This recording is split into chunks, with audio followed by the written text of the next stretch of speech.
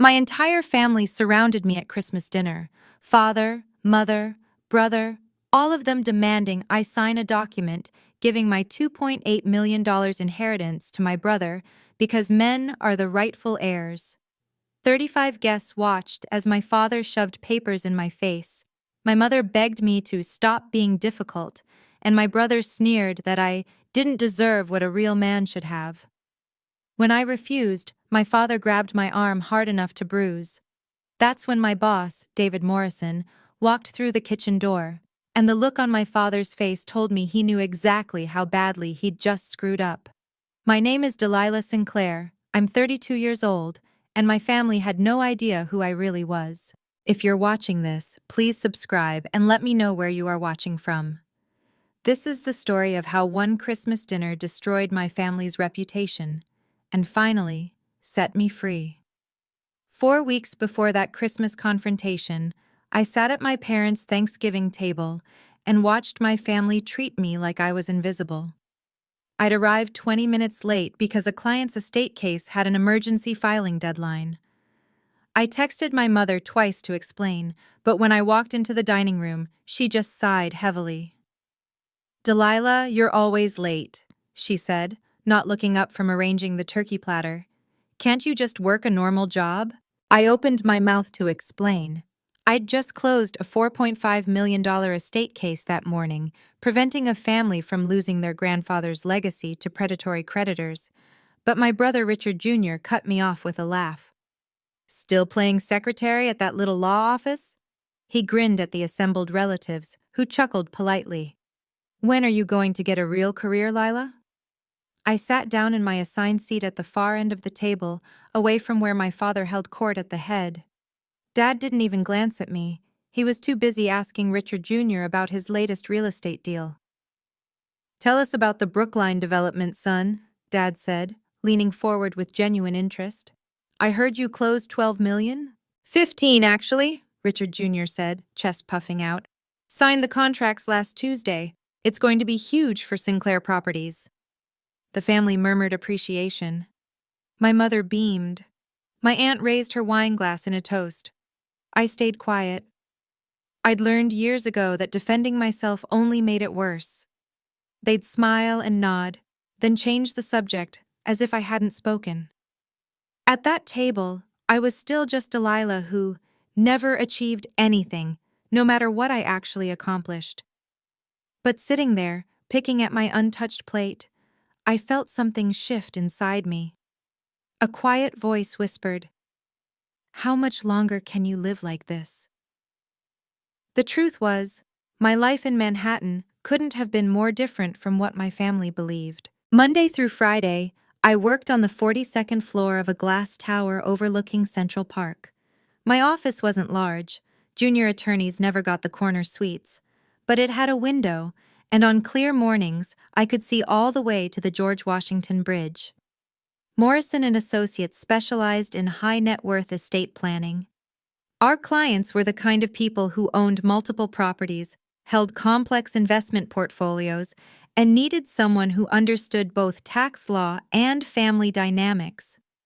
In 8 years, I'd won 47 cases and generated over $3.2 million in revenue for the firm. Last month, David Morrison himself had called me into his office. "Delilah," he'd said, gesturing to the chair across from his mahogany desk, "I want to talk about your future here." I'd sat down carefully, trying not to hope. "You're being considered for junior partner," he continued. "The board will make the final decision in March, but between you and me, I've already submitted my recommendation. You've earned this." I should have been ecstatic. Junior partner at Morrison & Associates was something only 2% of associates achieved. It meant equity in the firm, a voice in major decisions, and a salary that would jump from $180,000 to $250,000 plus profit sharing. But I hadn't told my family. Every time I went home to Boston, I listened to Richard Jr. brag about his 10 condo sales or his lunch with a state senator. I watched my father's eyes light up with pride, and I kept my mouth shut because I'd learned a hard lesson. They wouldn't believe me anyway.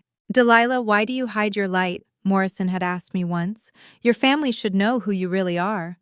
I'd smiled and changed the subject. It was easier to stay quiet than to fight for recognition I'd never get. There was one person who saw me clearly: my grandfather, Harold Sinclair. Grandpa Harold had been a trial attorney back when law firms were all male clubs, and a good closing argument could change a jury in 15 minutes. He'd graduated from Harvard Law in 1958 and practiced for 40 years before retiring to his Cape Cod house with an ocean view and a library that smelled like old leather and pipe tobacco. He was the reason I'd gone to law school in the first place. "Lila," he'd told me when I was 12, "you've got something your father never had. You listen before you speak. That's what makes a great lawyer." For the past 3 years, ever since his heart started failing and his doctor ordered him to stop living alone, I'd driven to Cape Cod every weekend. Sometimes I stayed overnight in the guest room. We'd sit on his back deck, watching the waves, and he'd tell me stories about cases he'd won or lost. I'd tell him about mine. He never once questioned whether I was good enough. My father visited maybe 3 times a year, always for less than an hour. Richard Jr. came even less frequently. In September 2024, Grandpa called me with an unusual request. "Lila, honey, I need a good estate attorney," he said.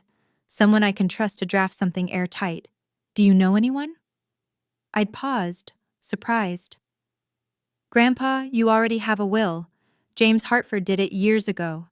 "I need a new one," he said firmly, "and I don't want James anywhere near it. Can you recommend someone outside the family circle?" I thought immediately of David Morrison. He and Grandpa had both gone to Harvard Law, just 15 years apart. When I mentioned Morrison's name, Grandpa actually chuckled. "David Morrison? I remember him from alumni events. Good man, ethical. Set up a meeting, will you?" 3 days later, I sat in Morrison's office while he and Grandpa discussed the new will in detail. I wasn't privy to the contents, attorney-client privilege, but as we left, Grandpa squeezed my hand. "They don't see you, Lila," he said quietly, "but I do. And soon, everyone else will too." I didn't understand what he meant, not then. Grandpa Harold died on November 18th, 2024, in his bed overlooking the Atlantic Ocean. I was with him. I'd driven up Friday night after work because his hospice nurse called to say he was fading. I held his hand through the night, reading him passages from his favorite Steinbeck novels, until his breathing slowed and finally stopped at dawn.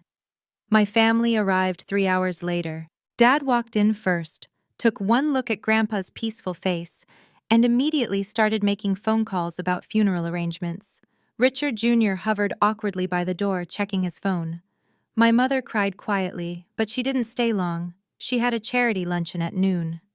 The funeral was held on November 22nd at Old North Church in Boston. 200 people attended. Grandpa had been respected in legal circles, beloved by neighbors, and generous with local charities. My father delivered a eulogy that made several people cry. "My father was the greatest man I've ever known," he said, voice breaking beautifully. "He taught me everything about integrity, family, and legacy. I'll carry his wisdom with me forever." I stood in the back, listening to him talk about a man he'd barely visited, and felt something harden in my chest. After the service, while everyone else networked over coffee and finger sandwiches, James Hartford, my father's attorney and old family friend, pulled me aside. "Delilah, could you stay for a few minutes? There's something we need to discuss regarding your grandfather's estate." "Of course," I said. Hartford's expression was odd, not sad exactly, more like uncomfortable. "The will reading is scheduled for Wednesday at my office," he said. "Your grandfather left some specific instructions. I think your family is going to be surprised." I felt a chill run down my spine. "What kind of instructions?" Hartford just shook his head. "Wednesday at 10 a.m., don't be late." On Wednesday, November 25th, my entire family gathered in James Hartford's wood-paneled office in downtown Boston. The room smelled like old books and furniture polish. Hartford sat behind his desk with a manila folder in front of him. My father took the chair directly across from him, naturally assuming the position of authority. My mother sat beside him, dabbing her eyes with a tissue. Richard Jr. sprawled in his chair, looking bored. I took the seat farthest from everyone else. Hartford cleared his throat. Thank you all for coming. Harold's will is quite clear and was properly witnessed by 2 attorneys, including David Morrison from Morrison and Associates in New York. Before we begin, I want to emphasize that this document is legally binding and reflects Harold's explicit wishes. My father nodded impatiently. Of course, let's get on with it. Hartford opened the folder and began reading. Most of it was standard, small charitable donations, personal effects distributed among friends. Then he reached the major assets. To my grandson, Richard Sinclair Jr., I leave a trust fund in the amount of $1 million to be managed by First Boston Bank under the oversight of trustee Margaret Patterson. The trust will provide an annual distribution not to exceed $60,000, with the principal protected from creditors and poor investment decisions. Richard Jr. sat up straighter. A managed trust? Why can't I just have the money? Hartford ignored him and continued. To my granddaughter, Delilah Marie Sinclair, I leave my residence at 2105 Ocean Drive, Cape Cod, Massachusetts, including all furnishings, personal effects, and family heirlooms contained therein. The property is approximately 4,200 square feet and has been independently appraised at $2.8 million. The room went silent. I sat frozen, unable to process what I'd just heard. Grandpa's house, the beautiful colonial with the wraparound porch and the ocean view, was mine? What? My father's voice cracked like a whip.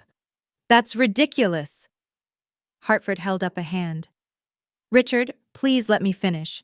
Harold included a personal statement explaining his decision. He adjusted his reading glasses and continued in Grandpa's written words. Delilah has been the only family member who gave me her time, her love, and her genuine companionship during my final years. She visited every weekend for 3 years, sacrificing her own comfort to ensure I wasn't alone. Richard Jr. is a kind young man, but he needs financial structure and discipline. Delilah has earned this inheritance through her devotion, and I trust she will honor the family legacy better than anyone else could. My father's face turned purple. He stood up so fast his chair scraped against the floor. This is insane! Richard Jr. is the male heir. That house should go to him. The will is ironclad, Richard, Hartford said firmly. It was witnessed by 2 attorneys. Harold was of sound mind. He was 89 years old. Obviously, he wasn't thinking clearly. My mother started crying harder. Richard Jr. looked like he'd been slapped, and I just sat there, stunned, realizing that Grandpa had seen exactly what was coming and had tried to protect me from it. The month between Thanksgiving and Christmas was the longest of my life. It started with phone calls. My mother called first, 2 days after the will reading. Honey, she said, her voice small and pleading. Your father is very upset. He hasn't slept in 2 days. Can't you just consider doing the right thing? The house should stay in the male line. It's tradition. Mom, Grandpa's will was clear. But Richard Jr. needs it more than you do. You have your job, you're independent. Your brother has a family to think about. I closed my eyes, fighting the familiar guilt. I'm keeping what Grandpa left me. She sighed like I'd disappointed her. Think about it, please? For the family? Richard Jr. texted constantly. First it was jokes. Hey sis, want to trade? I'll give you my Pokemon card collection for a 2.8M house LOL. Then the jokes turned desperate. Seriously, Lila, I really need that money. I'm in a tight spot financially. You'd be helping me out. I didn't respond. I was beginning to understand that my brother's tight spot was probably much worse than he was admitting. The worst part was that my father didn't contact me at all. Radio silence from the man who'd raised me, as if I'd betrayed him so thoroughly that I no longer deserved acknowledgement. Instead, 2 weeks before Christmas, James Hartford showed up at my Manhattan office. This is highly irregular, I told him as he sat down across from my desk. I know. He looked uncomfortable. Your father asked me to bring you this. He slid a document across my desk. The header read, voluntary relinquishment of inheritance rights. He wants me to sign away the house? I said, my voice flat. It would make everything simpler, Hartford said. Your family could heal. Christmas wouldn't be difficult. I pushed the document back toward him. The will is legal and binding. Tell my father I'm not signing anything. Hartford stood, gathering his papers. Delilah, I need to warn you. Your father is planning something at Christmas dinner. He's invited a large group of people. I think he's going to pressure you publicly. My stomach dropped. Why are you telling me this? Because I've known you since you were 10 years old, he said quietly. And what he's planning isn't right. On December 20th, a formal invitation arrived at my apartment.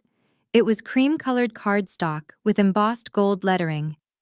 The Sinclair Family Christmas Dinner. December 25th, 6 p.m. Black tie. I stared at it for a long time. We'd never had a black tie Christmas dinner before.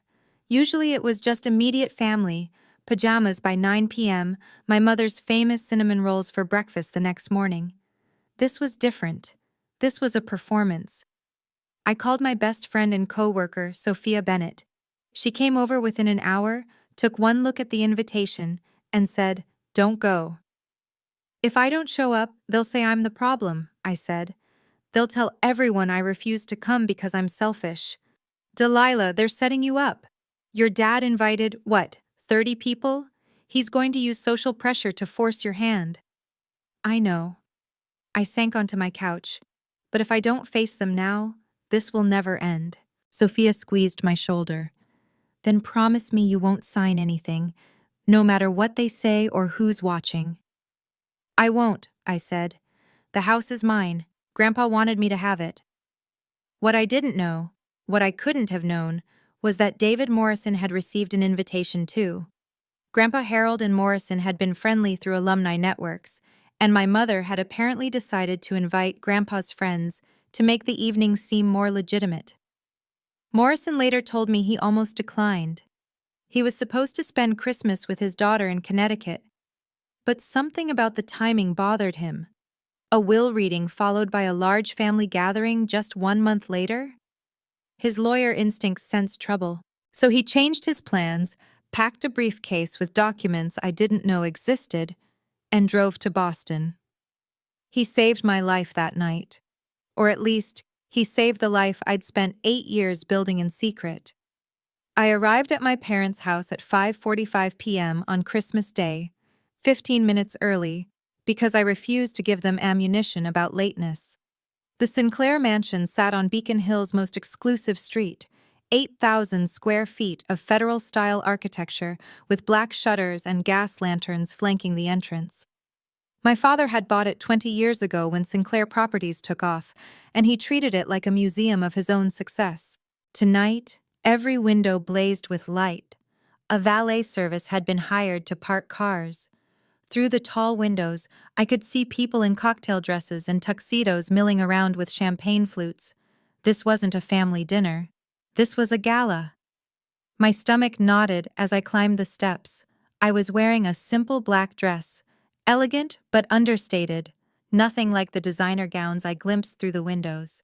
The moment I stepped inside, I understood exactly what my father had orchestrated. The foyer was packed with people I recognized. CEOs from companies that partnered with Sinclair Properties, board members from the Boston Country Club, society wives from my mother's charity circle, even a city councilman. At least 35 guests, all dressed like they were attending the symphony. This was my father's world. These were his people, the audience he performed for, the social circle that validated his status. And tonight, I was going to be the villain in his carefully staged morality play. My mother rushed over, her smile bright and brittle. "Delilah, you made it! Come, let me introduce you to some people." She steered me towards a cluster of women near the Christmas tree. A 12-foot Douglas fir decorated with ornaments that probably cost more than most people's monthly rent. "Everyone, this is my daughter, Delilah. She works in New York." The women smiled politely, their eyes already dismissing me as they returned to their conversation about Caribbean vacation homes. I felt like I was underwater, sound muffled, breathing difficult. This was going to be worse than I'd imagined. Dinner was served at 6:30. I found my name card at the far end of the table, between an elderly woman who talked exclusively about her grandson at Yale and an empty chair. My father sat at the head of the table like a king holding court. Richard Jr. was positioned to his right, my mother to his left. The message was clear. These were the important Sinclairs. I was just there. Richard, tell everyone about the seaport development, my father said, his voice carrying easily across the table. Richard Jr. launched into a story about a $15 million deal he'd closed last month. People nodded appreciatively. Someone asked intelligent follow-up questions. My brother glowed under the attention. Then one of my father's business partners, a silver-haired man named Gerald, turned his attention to me. And you, Delilah? What is it you do? Before I could answer, Richard Jr. cut in with a laugh. Oh, Delilah does some paperwork in New York, filing, that sort of thing. I'm an attorney, I said quietly. Oh, how nice, Gerald's wife said in that tone people use with children. Are you a paralegal? I'm a senior associate specializing in estate planning. But Gerald had already turned back to Richard Jr., asking about another deal. My correction had dissolved into the ambient noise of clinking silverware and polite conversation. I noticed then that David Morrison was seated at a side table near the kitchen door, not close enough to be part of the main conversation, but close enough to hear everything. He was watching my father with an expression I couldn't quite read. Our eyes met briefly, and he gave me a small nod. I didn't understand why Morrison was here, but I felt fractionally less alone knowing he was. Across the table, Richard Jr. was describing his latest business trip to Miami. The penthouse had 3 balconies, he said, gesturing expansively. The client insisted on celebrating the closing there. Can you imagine? My father beamed. That's my son. He knows how to close a deal. I stared at my untouched plate and felt invisible. At 7:30, my father stood and raised his wine glass. The table fell silent. I want to thank everyone for joining us tonight, he said, his voice warm and practiced. Christmas is about family, tradition, and honoring those who came before us. My father, Harold Sinclair, believed deeply in family legacy. He understood that certain values must be passed down through generations. People nodded solemnly. My mother dabbed at her eyes. Harold would have wanted this family united, my father continued. He would have wanted his legacy preserved in the way it was meant to be, through the rightful heirs, following the traditions that have guided our family for generations. I felt every eye in the room shift toward me. The subtext was clear to anyone paying attention. I was the obstacle to family unity. To family, tradition, and rightful inheritance, my father said, raising his glass higher. To family, the guests echoed, clinking glasses. I didn't raise mine. Richard Jr. leaned forward, addressing the table at large. You know, Grandpa Harold loved tradition. He understood that some things, like family estates, should stay with the male line. It's about preserving legacy for future generations. A guest I didn't recognize nodded. Of course, that's how families maintain their strength. My mother spoke up, her voice trembling. Harold would have wanted us all together. He wouldn't have wanted conflict. Another woman, one of my mother's society friends, turned to Richard Jr. sympathetically. You must be inheriting the Cape Cod house, Richard? I've heard it's absolutely beautiful. Well, Richard Jr. said carefully, there's been a misunderstanding, but we're going to resolve it tonight, as a family. The woman looked confused, then her eyes found me. Understanding dawned on her face, followed by something that looked like disapproval. I set my fork down carefully. My hands were shaking. There's no misunderstanding, I said, my voice cutting through the chatter. The will is clear. Delilah, my mother said quickly, let's not discuss this now. Why not? I met Richard Jr.'s eyes across the table. You brought it up. The room went quiet. 35 pairs of eyes turned to me, and I felt the weight of their judgment before anyone even spoke. I need to pause here for a moment. If you've ever been in a situation where your family tried to gaslight you in front of others, please leave a comment. I'd love to hear your story. And if you're finding this relatable, please hit that like button and subscribe. Your support means everything. Now, let me tell you what happened when my father stood up and made his demand. My father stood again, this time without the warm smile. His expression was serious, almost grave. "Since Delilah has brought up the subject," he said, "I suppose now is as good a time as any to address it." He gestured to James Hartford, who had been sitting quietly near the fireplace. Hartford stood reluctantly and approached the table carrying a leather document folder. "Tonight," my father announced, "we're going to correct an unfortunate mistake in my father's will." I felt my chest tighten. This was it. This was the trap. "Harold was 89 years old when he drafted his most recent will," my father continued. "While we all loved him dearly, age affects judgment. He made a decision that goes against everything our family stands for." Hartford placed the folder on the table in front of me. I didn't touch it. "The Sinclair estate has always passed to the eldest male heir," my father said, his voice taking on the tone he used in business negotiations, calm, reasonable, utterly certain. "It's been that way for 4 generations. That's not sexism, that's tradition. That's how families like ours maintain their legacy." Several guests nodded. I heard murmurs of agreement. "Delilah," my father said, turning his full attention to me, "I know you love your brother. I know you want what's best for this family. Tonight, you're going to sign a document transferring the Cape Cod property to Richard Jr., where it rightfully belongs." "No," I said. My voice came out steadier than I expected. "We already discussed this, Dad. I'm not signing anything." "Don't be difficult." His tone hardened slightly. "Everyone here understands that this is the right thing to do." I looked around the table. Some people were nodding. Others looked uncomfortable but said nothing. No one was going to defend me.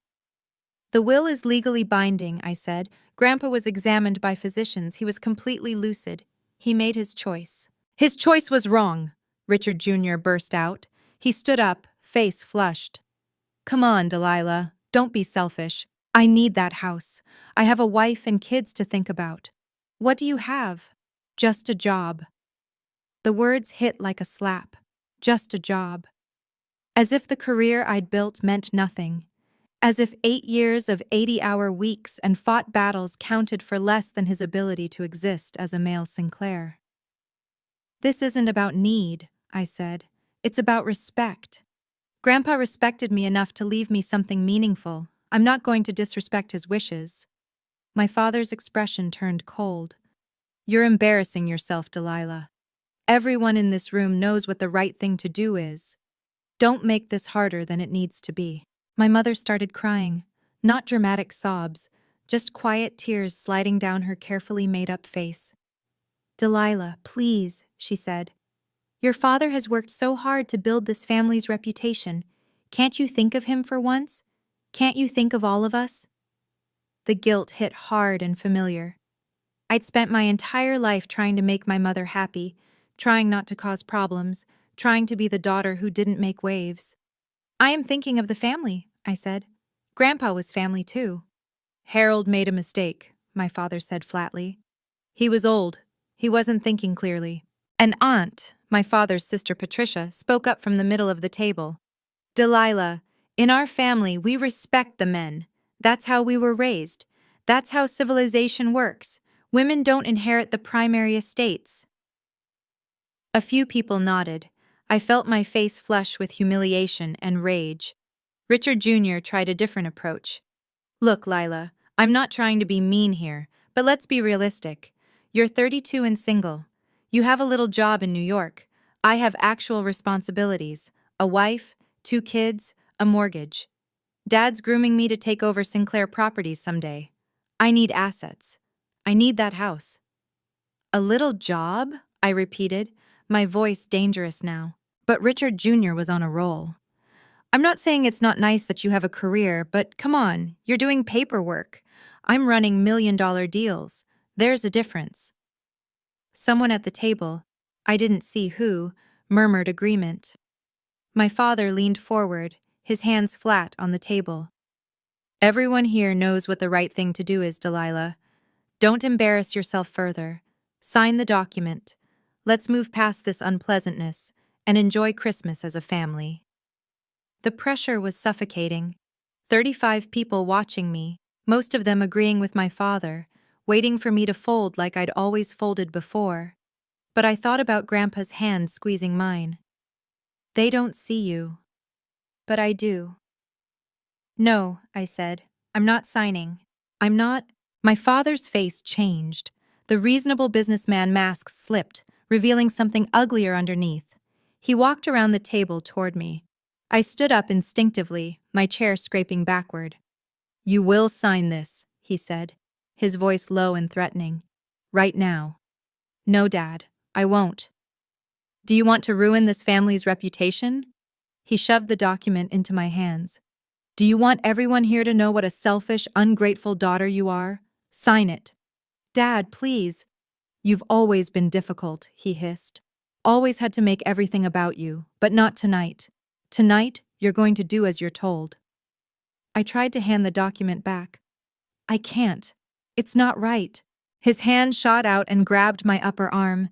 His fingers dug in hard enough that I felt my skin pinch beneath his grip. His nails cut into my flesh. Dad, you're hurting me. Sign the paper. I tried to pull away, but he held on tighter. I heard my mother gasp, heard several guests make sounds of shock, but no one moved to help me. Delilah, he growled, his face inches from mine. You will do as I say. I looked into his eyes and saw a stranger. This wasn't the father who'd taught me to ride a bike or bought me ice cream after soccer games. This was a man who cared more about control and tradition than his own daughter's autonomy. Let go of me, I said, my voice shaking. Not until you sign. Richard, my mother cried. Richard, please. But he didn't let go. His grip tightened until I felt tears spring to my eyes, not from sadness, but from actual physical pain. The room had gone completely silent. 35 people watching my father physically coerce me into giving up my inheritance, and not one of them was stepping in to stop him. I felt something break inside me.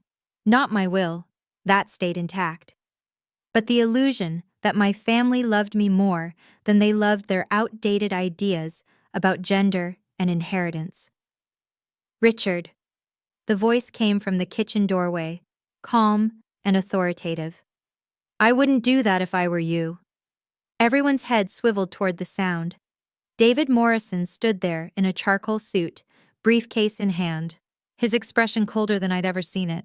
My father's grip on my arm loosened slightly. Who the hell are you? Morrison walked into the dining room with the confidence of someone who'd spent 30 years in courtrooms. David Morrison, Morrison and Associates. I was Harold Sinclair's attorney, and I witnessed the execution of his will. He set his briefcase down on the side table with a deliberate thunk. This is a private family matter, my father said, his voice tight. It stopped being private the moment you turned it into a public spectacle, Morrison replied. He looked at my father's hand still gripping my arm. You're currently committing assault and coercion in front of 36 witnesses. I'd suggest you let your daughter go before you make this situation significantly worse for yourself. I'm her father. I'm trying to help her see reason. By bruising her? Richard, look at your hand. My father glanced down and seemed to realize how hard he was gripping me. He released me abruptly. I stumbled back, cradling my arm. Already I could see the marks his fingers had left, red welts that would darken into bruises by morning. Morrison moved to stand between my father and me. Ms. Sinclair, are you all right? Yes, I think so. Do you want to press charges for assault? The question hung in the air. Several guests shifted uncomfortably. My mother let out a small sob. I just want them to respect the will, I said quietly. Morrison nodded, then turned back to my father. Harold came to see me 3 months before he passed away. He knew you'd try something like this, Richard. He told me explicitly that he expected you to pressure Delilah into relinquishing her inheritance. That will is invalid, my father snapped. My father wasn't in his right mind. Actually, Morrison said, opening his briefcase, I have documentation that will make you very uncomfortable if you continue down this path. Would you like me to share it with your guests? My father's face had gone pale. What documentation? Morrison didn't answer immediately. Instead, he gently examined the marks on my arm, his expression darkening as he noted the depth of the bruising already forming. Ms. Sinclair, he said formally, you have grounds for assault charges, multiple witnesses, physical evidence. The question is whether you want to pursue them. I was shaking now, adrenaline flooding my system. I just want this to stop. Morrison nodded, then turned his attention back to my father. Harold Sinclair was examined by 2 independent physicians in September 2024. Dr. Patricia Evans and Dr. Michael Chen both certified that he possessed full cognitive capacity. His mini-mental state examination score was 29 out of 30, well above the threshold for sound mind. Hartford had gone very quiet in his corner. He knew what was coming. Furthermore, Morrison continued, Harold anticipated exactly this scenario. He anticipated that you would claim he was senile, that you would pressure Delilah, and that you would attempt to manipulate the situation using social pressure and family obligation. You don't know what you're talking about, my father said, but his voice had lost its certainty. Don't I? Morrison pulled a folder from his briefcase. I have the original will, notarized and witnessed. I have the medical evaluations. I have documentation of every visit Delilah made to Harold's home over the past 3 years, weekly, sometimes twice weekly, for hours at a time. In contrast, I have evidence that you visited your father exactly 6 times in the past 2 years, Richard, 6 times in 24 months. Several guests exchanged glances. This wasn't looking good for my father's carefully crafted image. And that's not even the most damaging evidence I have, Morrison said quietly. But I'm willing to keep it private, for now, if you accept the will as written and leave Delilah alone. Hartford finally spoke up, his voice thin. Richard, I strongly suggest you take his offer. Any attempt to contest this will would be inadvisable. My father looked around the room at his guests, his business partners, his social circle. They were all watching him now with varying degrees of skepticism and disapproval. He'd lost control of his own performance. You're bluffing, my father said, but I heard the uncertainty in his voice. Am I? Morrison opened the folder and laid the first document on the table for everyone to see. This is Harold's will, executed on September 15, 2024, and notarized by Sarah Whitfield of Commonwealth Notary Services. 2 witnesses, myself and attorney Patricia Dunn from Dunn & Associates. No family members were present, eliminating any question of undue influence. He placed a second document beside the first. This is the cognitive assessment from Dr. Patricia Evans, dated September 10, 2024. Her conclusion? Patient demonstrates full cognitive capacity, intact memory, clear reasoning ability, and no signs of dementia or diminished mental function.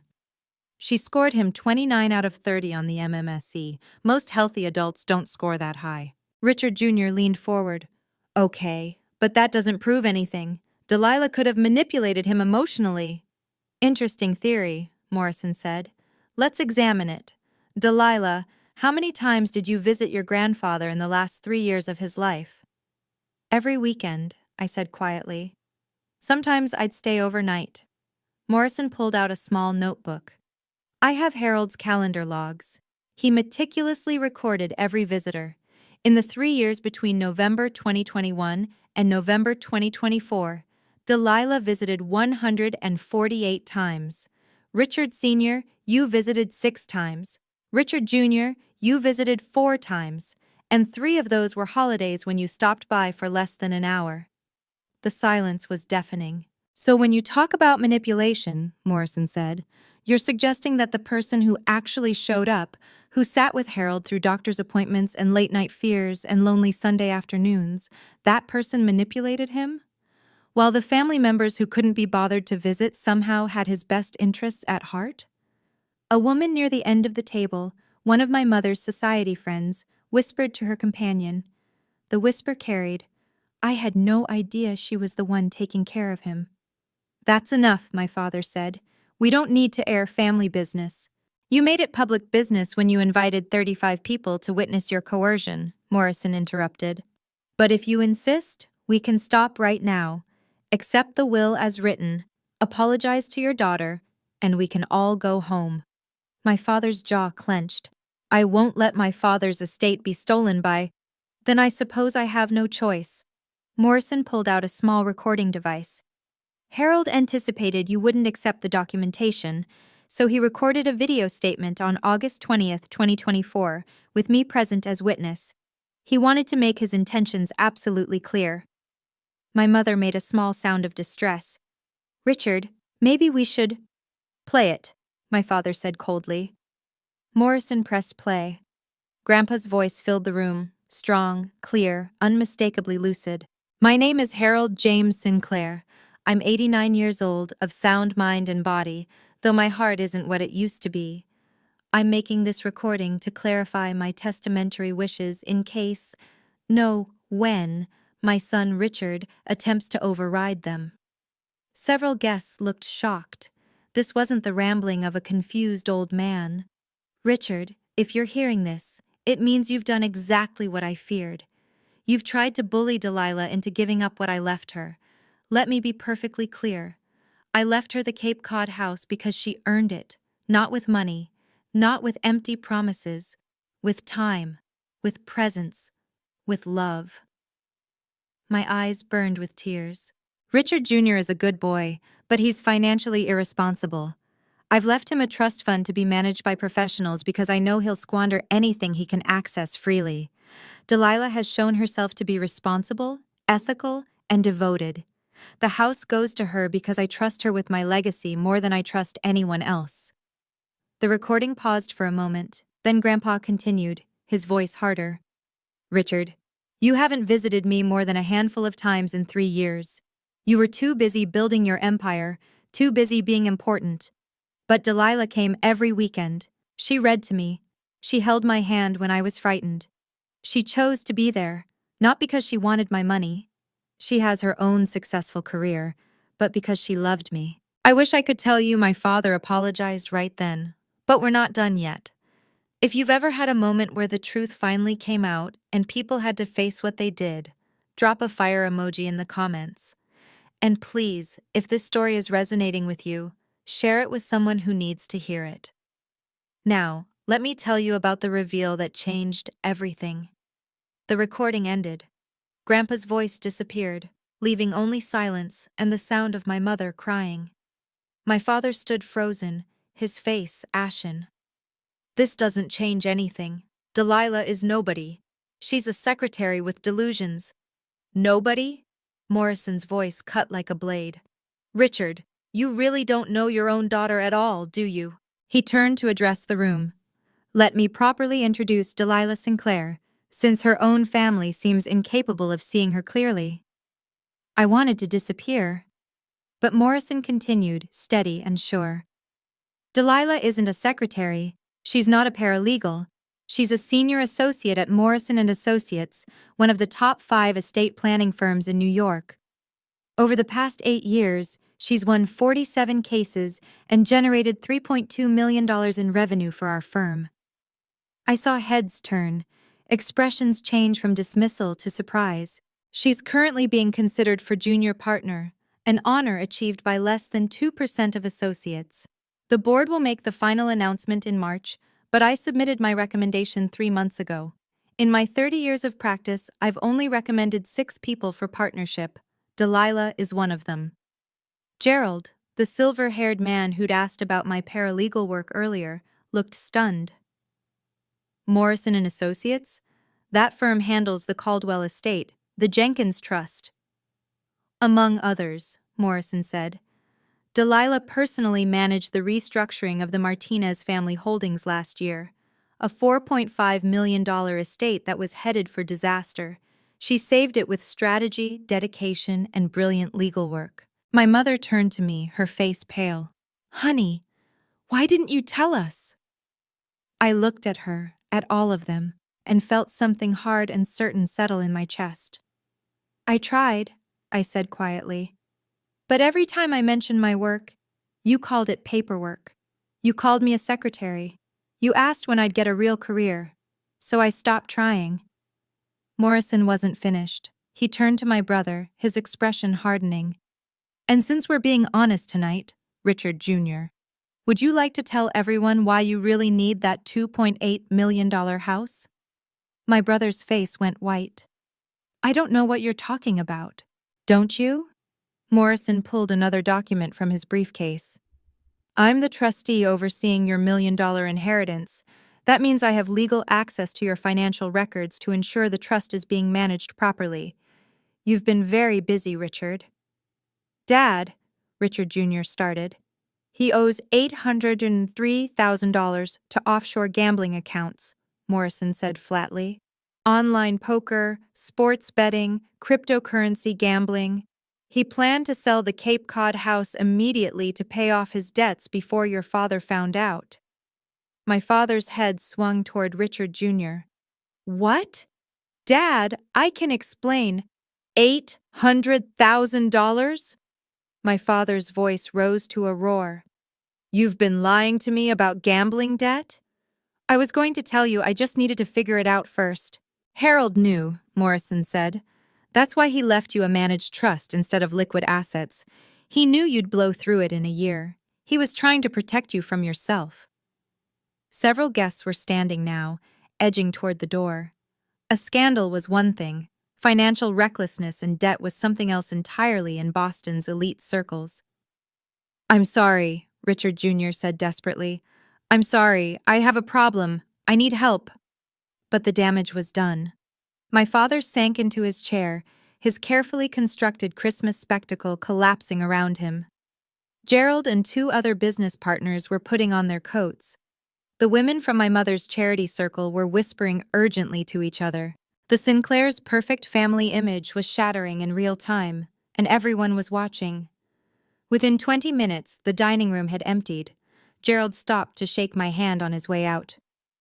"Ms. Sinclair, I had no idea about your credentials. Please accept my apology for the misunderstanding earlier." "Thank you," I managed. A couple from my mother's charity circle paused by my father's chair. The woman's voice was cold. "Richard, I think it's best if we step back from the Beacon Hill redevelopment proposal. The board will be in touch."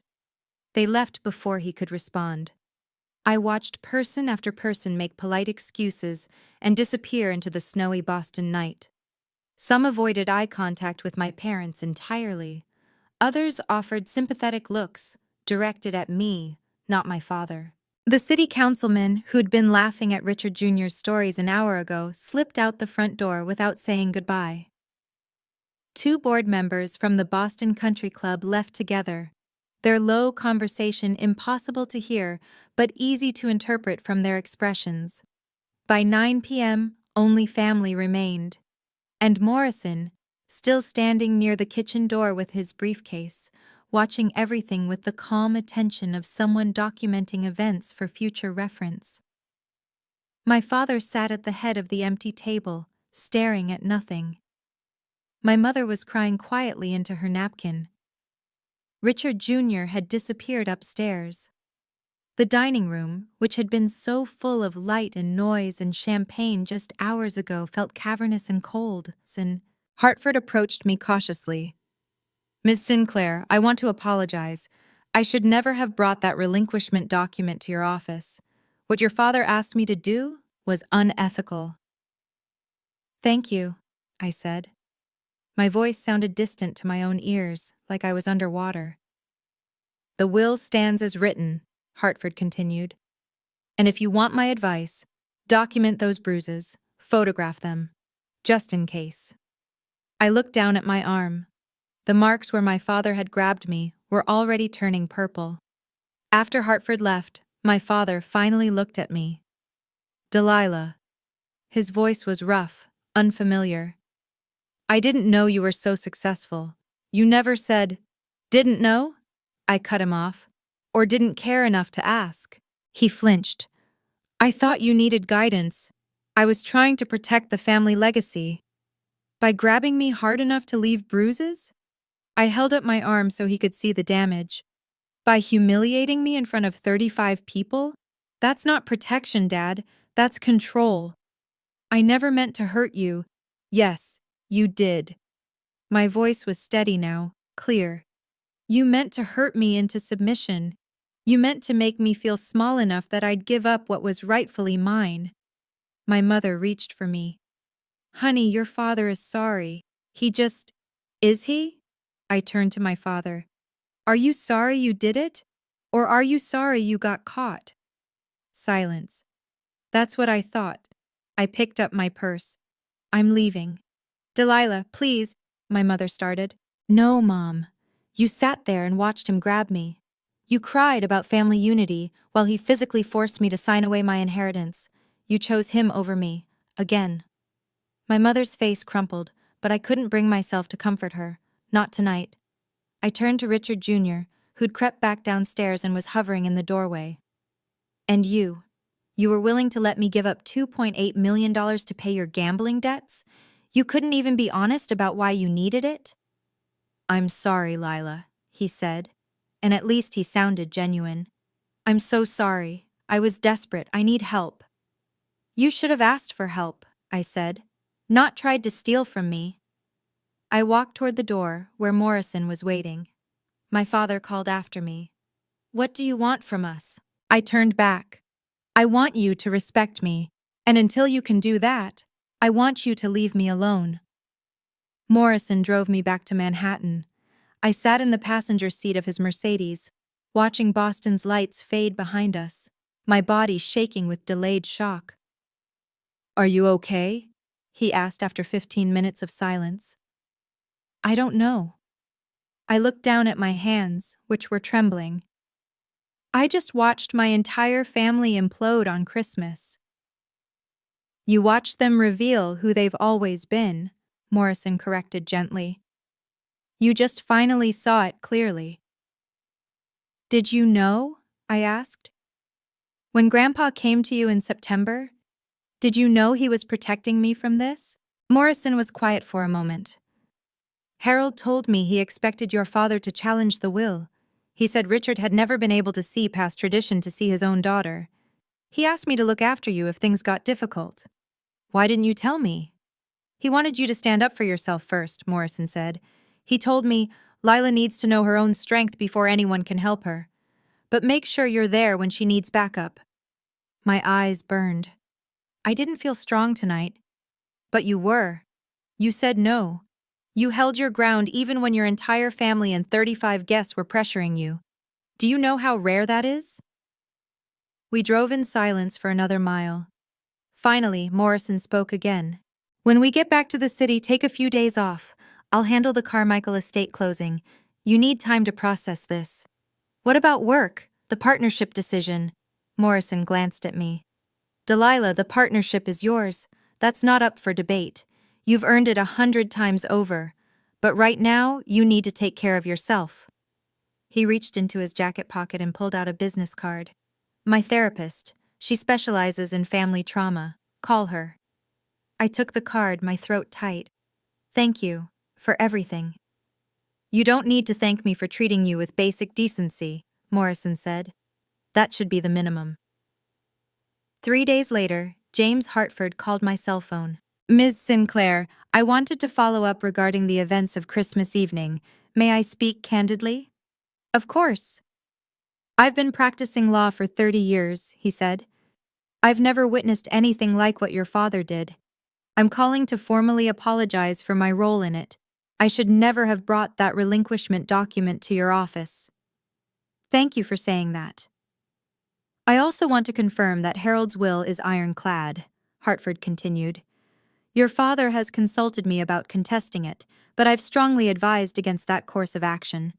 Any challenge would be frivolous and expensive, and given the events of Christmas, which were witnessed by 35 people, including several attorneys, it would likely damage his reputation further.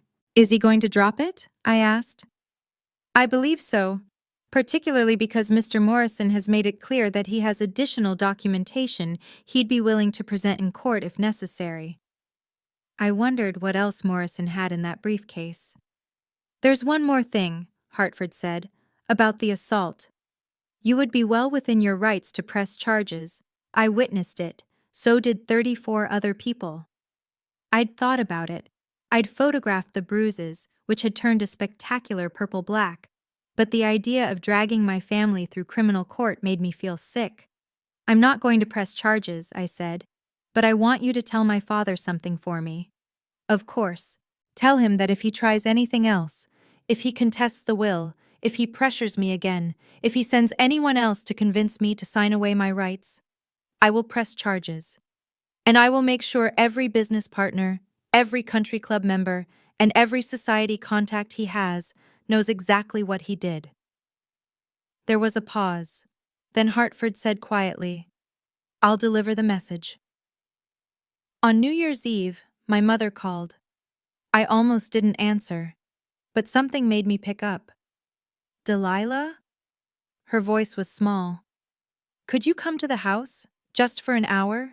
Your father wants to talk. Is he going to apologize or is he going to pressure me again? I think he's ready to listen. I drove to Boston the next morning. This time I brought Sophia with me for moral support. She waited in the car while I went inside. The house felt different without the party lights and champagne glasses. Just a family home, quiet and cold. My father sat in his study, looking older than I'd ever seen him. My mother hovered nervously by the door. Richard Jr. wasn't there. Delilah, Dad's voice was hoarse. I owe you an apology. Yes, you do. He flinched at my directness. I was wrong to grab you, wrong to pressure you, wrong to... He trailed off, struggling.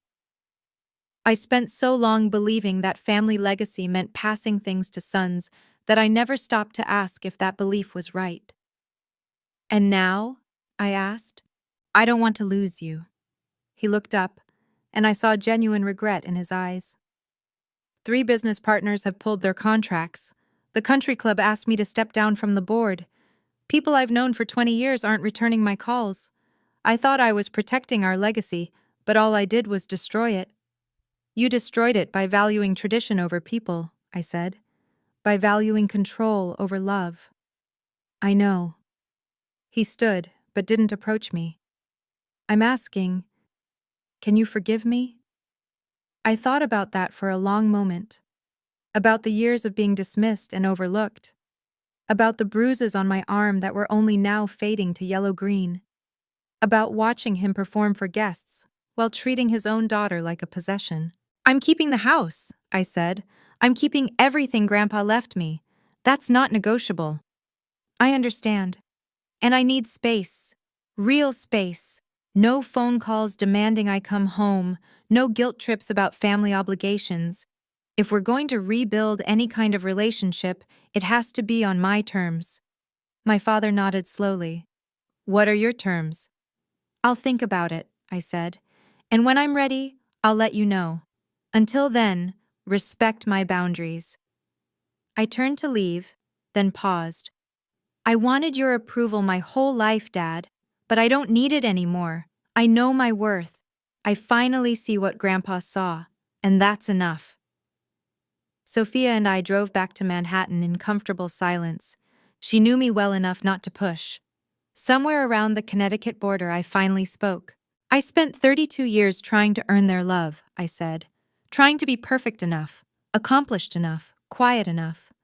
I thought if I just worked harder, achieved more, maybe they'd finally see me. And now? Sophia asked. Now I know it was never about me. They couldn't see me because they never looked. They were too busy protecting their idea of how things should be. The city skyline came into view. My city. The place where I'd built a life they knew nothing about. In Manhattan, I wasn't just the daughter. I was Delilah Sinclair, senior associate, future junior partner, attorney who'd saved dozens of families from losing their legacies. Are you going to forgive them? Sophia asked. Maybe someday, I said, but forgiveness doesn't mean forgetting. It doesn't mean going back to how things were. They broke something that night, and even if it heals, there will always be a scar. We pulled up in front of my apartment building. Sophia turned to me. For what it's worth, I'm proud of you. You could have caved under all that pressure. Most people would have. I almost did. I thought about my father's grip on my arm, the 35 faces watching me, the crushing weight of their expectations. But then I remembered Grandpa's voice. They don't see you, but I do. And I realized, I see me too. Finally. Sophia hugged me.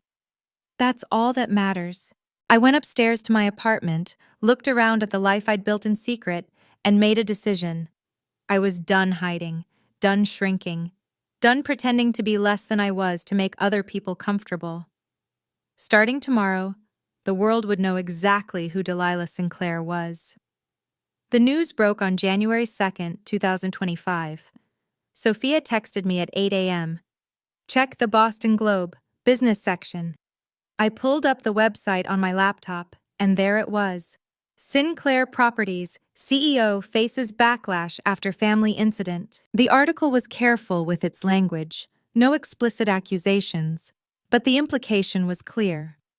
Multiple sources had confirmed that Richard Sinclair Sr. had attempted to coerce his daughter into relinquishing a legal inheritance at a Christmas gathering attended by prominent Boston business and society figures. The fallout was swift. By noon, 3 major clients had terminated their contracts with Sinclair Properties. The article quoted an anonymous source. Richard Sinclair Sr. attempted to coerce his daughter into surrendering her legal inheritance through physical intimidation in front of witnesses. This behavior is unacceptable for someone in his position. The Boston Country Club issued a statement requesting my father's resignation from the membership committee. The Boston Elite Society quietly removed my mother from her charity board position. My phone rang. It was my mother, crying. Delilah, it's a nightmare. Everyone is canceling on us. Your father's lost over $8 million in contracts. 2 board members resigned from Sinclair Properties. People are saying terrible things. Mom, I said gently but firmly, those aren't terrible things. They're true things. But we're being destroyed. No. You're experiencing consequences for your actions. There's a difference. She was quiet for a moment. Then, in a smaller voice, I should have protected you that night. I should have stood up to your father. Yes, I said. You should have. I'm so sorry, honey. I was wrong. We were all wrong. I felt something shift. Not forgiveness, not yet, but maybe the beginning of understanding. I appreciate you saying that, Mom, but I need you to show me, not just tell me. Real change, not just words. How? Start by respecting my decisions, starting with the house. It's mine. Grandpa wanted me to have it. Can you accept that? A long pause. Then, yes, I can accept that. It wasn't everything, but it was a start. On January 5th, I received an email from Richard Jr. Subject: I'm sorry, Lila. I don't expect you to forgive me. I don't expect you to even read this whole email. But I need to say it anyway. I was selfish, desperate, and completely wrong. I tried to manipulate you into giving up your inheritance to cover debts you didn't even know I had. I let Dad bully you because it was easier than admitting I'd screwed up my own life. I called your career paperwork because it made me feel better about my own failures. You were right about everything. I checked myself into Lakeside Recovery on December 28th. It's a residential program for gambling addiction. I'm on day 8 of a 30-day stay. It's hard, really hard. But I'm finally facing what I've been running from. Dad cut me off financially, which I deserve. I'm living on the trust fund Grandpa left me now, and you know what? He was right to structure it that way. If he'd given me direct access to $1 million, I would have lost it all in 6 months. I'm sorry for every time I diminished you. Every time I acted like your success didn't matter. Every time I stood by while Dad treated you like you were less than. You're my sister, and you deserved better. I'm not asking you to respond. I just wanted you to know that I'm trying to be better, trying to become someone who deserves to be your brother. Richard. I read the email 3 times. It could be performative. It could be temporary. But something about it felt genuine. I didn't respond immediately. Instead, I saved the email and went about my day. 2 weeks later, another email arrived. A photo of Richard Jr. holding a 30-day sobriety chip from Gamblers Anonymous. I stared at it for a long time. Then I typed a short reply. I'm proud of you for getting help. Let's take it one day at a time. On March 15, 2025, David Morrison called an all-staff meeting at Morrison and Associates. I stood in the back of the conference room, trying to control my nerves. I knew what was coming. Morrison had hinted at it last week, but I still felt like I might vibrate out of my skin. Morrison stood at the front of the room, commanding attention without effort. Thank you all for gathering, he began. As you know, this firm was built on 3 principles: excellence, integrity, and dedication to our clients. Today, I'm pleased to announce that someone who embodies all 3 is joining our partnership. He looked directly at me. Delilah Sinclair, could you come up here? The room erupted in applause. Sophia was crying. Even the paralegals were clapping. I walked to the front, my legs feeling strange and disconnected.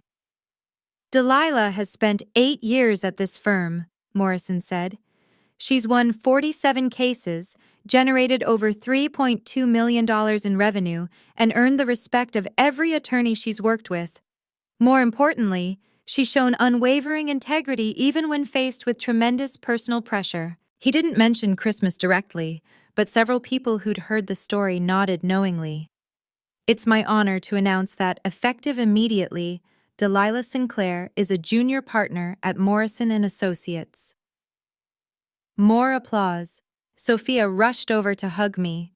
Other attorneys shook my hand, offered congratulations. Morrison pulled me aside as the celebration continued. Your office is on the 44th floor now, corner view. You've earned it. Thank you, I said, my voice thick. For everything. For believing in me. For showing up at Christmas when— Stop, Morrison said gently. You don't thank people for basic decency. Now go celebrate. Take the afternoon off. That's an order from your partner. I laughed, feeling lighter than I had in months. That evening, my mother called. I saw the announcement on the firm's website. Delilah, I'm so proud of you. And this time, I believed her. In April, I finally drove to Cape Cod. I'd been avoiding it, the house, the memories, the weight of everything that had happened. But spring was coming, and I needed to face it. 2105 Ocean Drive looked exactly as I remembered. The Colonial's white paint was slightly faded from salt air, but the wraparound porch was still solid, and the view of the Atlantic was breathtaking. I used the key the estate attorney had given me and stepped inside. The house smelled like Grandpa, old books, pipe tobacco, and the faint scent of the sea. Everything was exactly as he'd left it. His reading glasses on the side table, a half-finished crossword puzzle on the kitchen counter, the rocking chair where he'd sat every morning to watch the sunrise. I walked through the rooms slowly, touching things. The law books in his study, the photo albums in the living room, the collection of seashells on the windowsill that we'd gathered together over the years. In his bedroom, I found a framed photo I'd never seen before.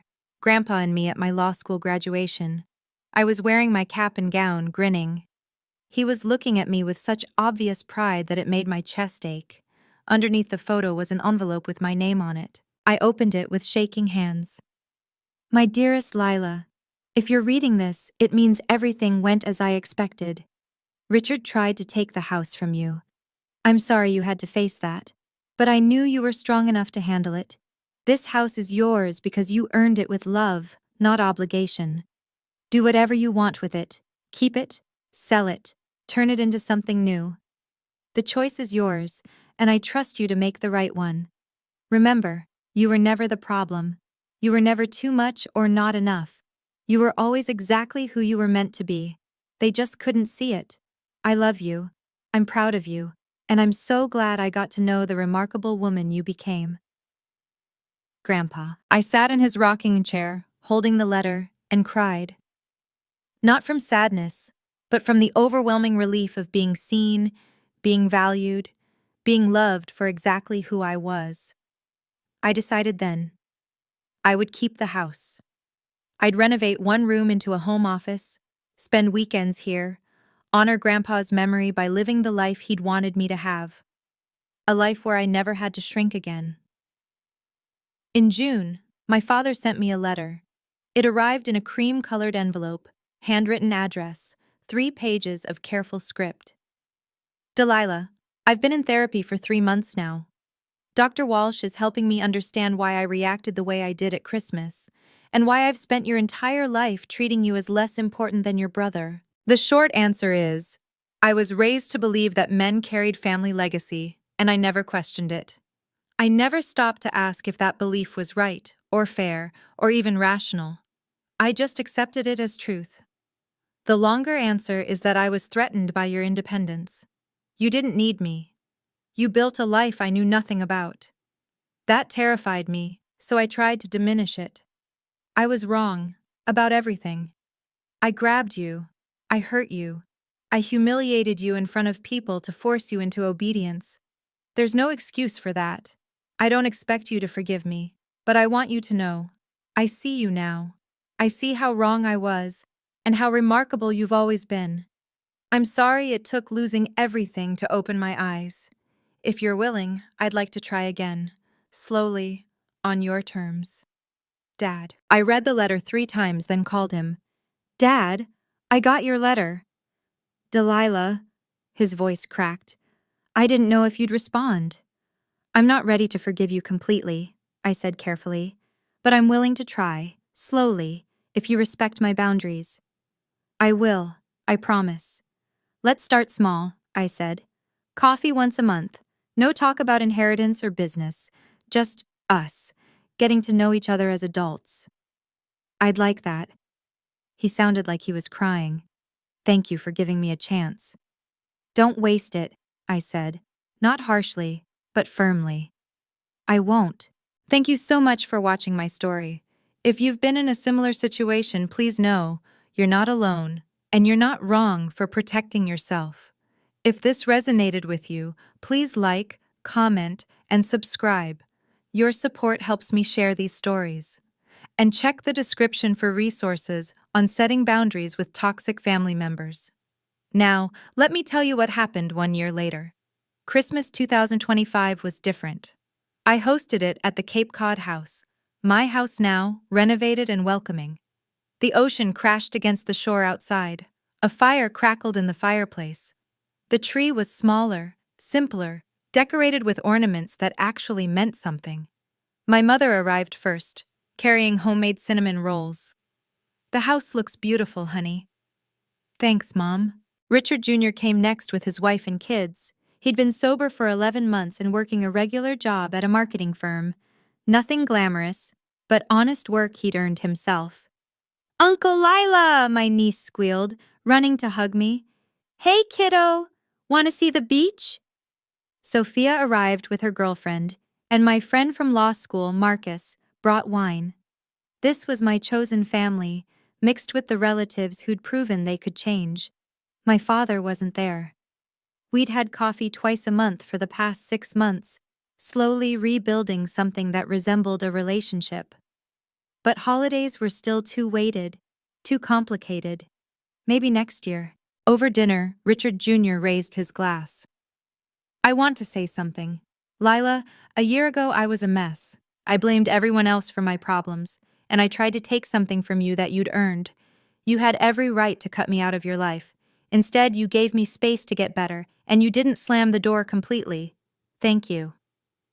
You did the work, I said. I just stopped enabling you. My mother squeezed my hand. And I'm learning to do better too. To see you for who you are, not who I thought you should be. We toasted. To Grandpa Harold, for teaching us what real love looks like.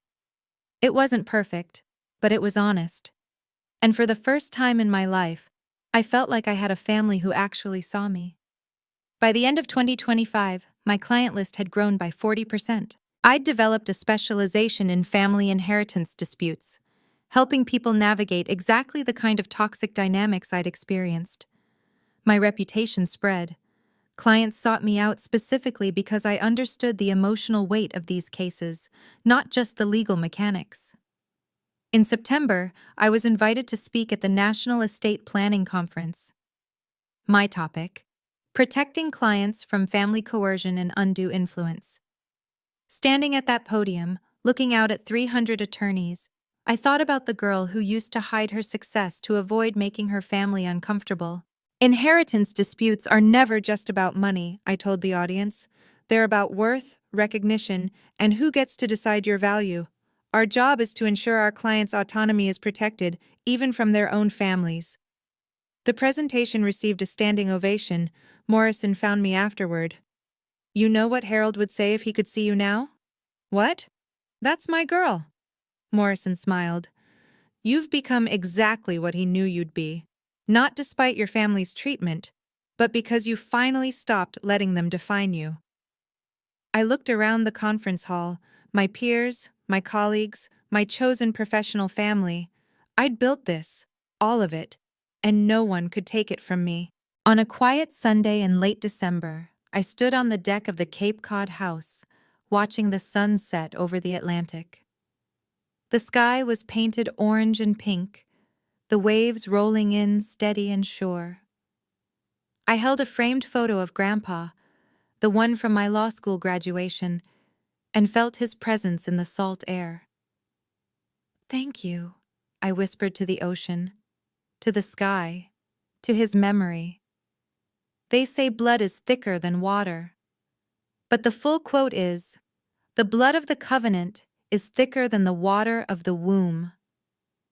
The family you choose, the people who see you, support you, fight for you, they're the ones who matter.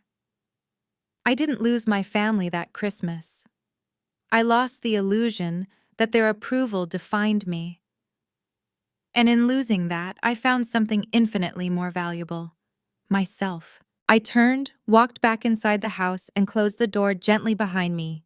I was finally home.